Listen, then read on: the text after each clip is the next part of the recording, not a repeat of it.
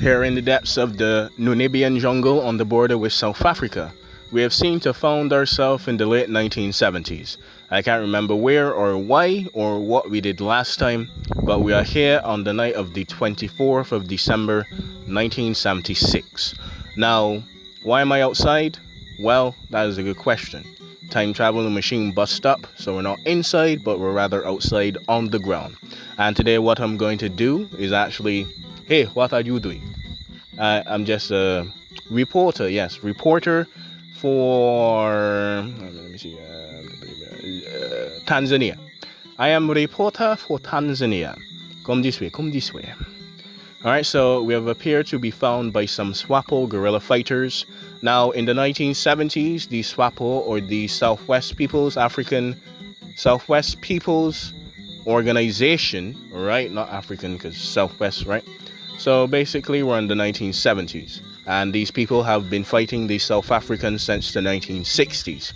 Now, what is here to note is that San Nojuma, which is the leader of SWAPO, has sent some Namibian children. So I'm here. I look a bit young, so he probably thinks that I'm a child, but I'm not really a child, so I told him I'm a reporter. So right now we're gonna find out.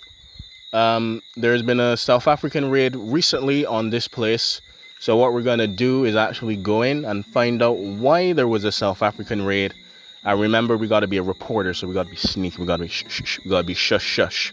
So basically, we're gonna go to the site of where the South Africans have gone. We're gonna ask the question: have a Southwest African ever met a nice South African? I know that is probably a bit much for these people to have met a nice South African, but I think there's Bateman Batch, and I think that's him right now. Mr. Bateman Batch. Yes, sir. Have you ever met a nice South African?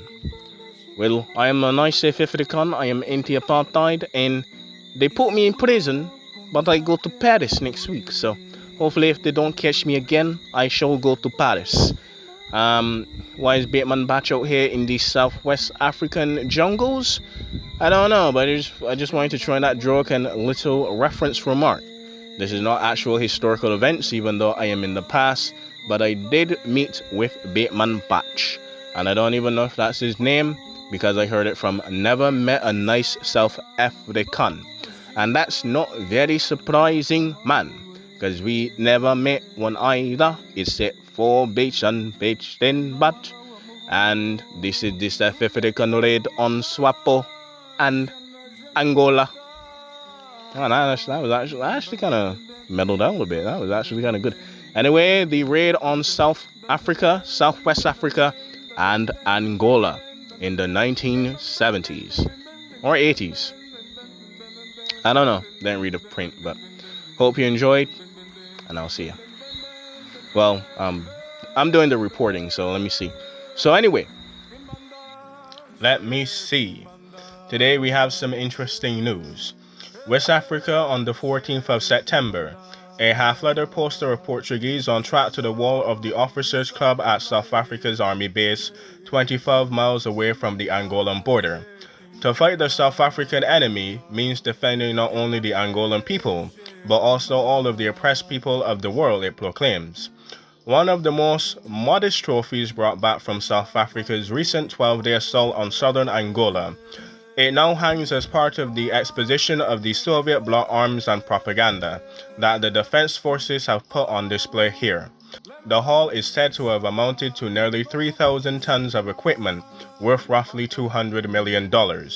It includes about 300 vehicles, almost 13 vintage T-34 and PT-76 Soviet tanks, more than 100 SAM or surface-to-air missiles, 7 portable missile launchers. Still, there are crates, rows of ammunition cases stacked 10 feet high, and captured snapshots of which Soviet advertisers posed with their Angolan friends. Perhaps unintentionally, the display actually makes the point that the Angolan government forces, to whom most of the vehicles and heavier weapons originally belonged, lost even more in the assault than the insurgents on the Southwest Africans People Organization, or SWAPO, who were supposed to be the main target in the assault and the raid. The Army Chief of Staff, Lieutenant General Johnny Glendon House, or Hughes, says at a news conference that confirmed enemy losses amounted to 1,000, more than double the previous Afrikan estimate. But that said, it was difficult to say how many of these belong to the insurgent forces that managed to sustain a low-level guerrilla war here in the disputed territory of Namibia. Before the operation ended, a South African commander estimated that the Angolan losses amounted to at least 60% of total. 38 prisoners brought back. Now, of the 38 prisoners brought back to the South Africans, only 8 were said to be insurgents. Another was a Soviet warrant officer, a mechanic who was captured when the company of South African troops cut off a convoy that was attempting to flee the town of Origimva. The warrant officer's wife, another Russian woman, and 2 Soviet lieutenant colonels in Angola and Angolan uniforms were said to have been killed in the skirmish and that skirmish, hopefully not leading to an international crisis. Only 14 soldiers were said to be lost in the South African side of the entire operation. General Glendon Hughes, a highly respected field commander who served for 4 years as the last South African consul general in the Angolan capital of Luanda, acknowledged that evidence of the Soviet officers engaging in combat operations with the Namibian insurgents was still only circumstantial. He estimated that it would take at least the insurgents more than a year to restore the command structure and the logistical networks and even the resupplies that were destroyed in the raid. But he indicates that the sector east of the Ugiva, the operation was less than the textbook exercise, that it appeared to be further west. Insurgent units in the east managed to evacuate their base before the assault troops arrived, he said. They were pursued, with results that were no better than mixed, to a point that 120 miles north of the Angolan border. Incidents said to have continued. Yes, the incidents have said to have continued because this is out of country. No, wait, that's not Namibian, but I don't want to be stereotypical African either. So, in July, the South African Defense Force claims to have dispersed the insurgent command structure in the same area. Get out of here. But it has apparently been restored, at least in part when they return a month later. As whether the insurgents had managed to carry out another attacks on the southern border into their own country since the start of the last operation.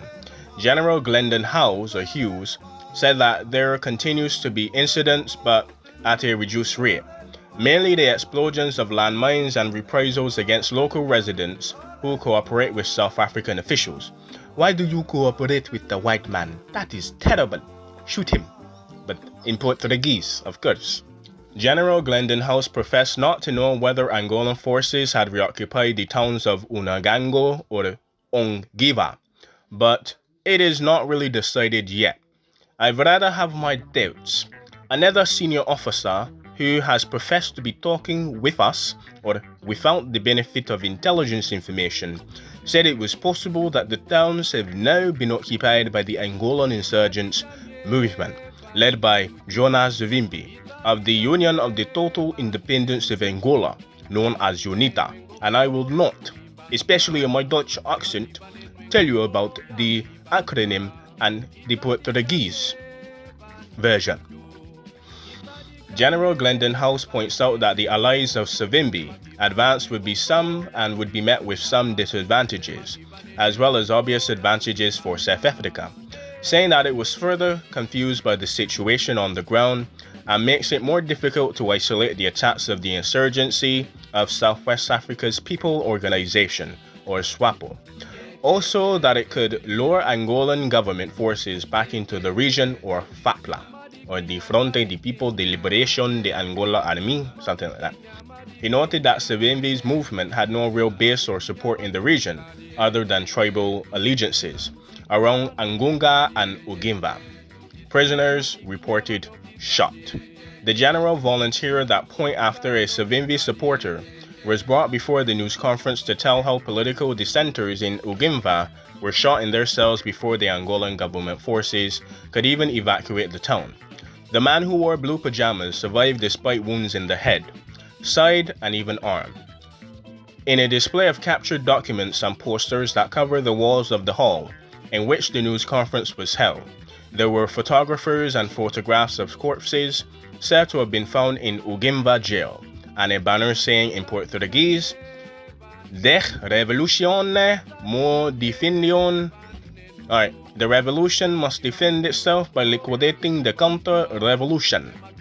There were also an efficiency report in Russian or even Soviet forces by the senior Soviet military advisor in Ugimba that seemed to indicate that his main responsibility was to assist the Angolan forces rather than the Namibian insurgents. The report stressed contacts that Angolan officers and said that the Soviet advisors were processing their studies in Portuguese. But maps taken from the office news by the Soviet advisors in Ugimba appear to show the disposition of the Namibian insurgents near the town of Ugango, the town as well as the Angolan forces.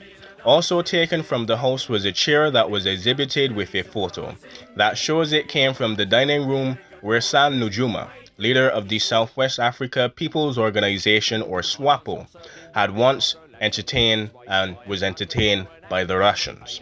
The empty chair, like the stacks of Soviet AK-47 rifles outside, was offered as tangible evidence that the insurgents were in league with the Russians in southern Angola, or at least part of the insurgency movement or something like that.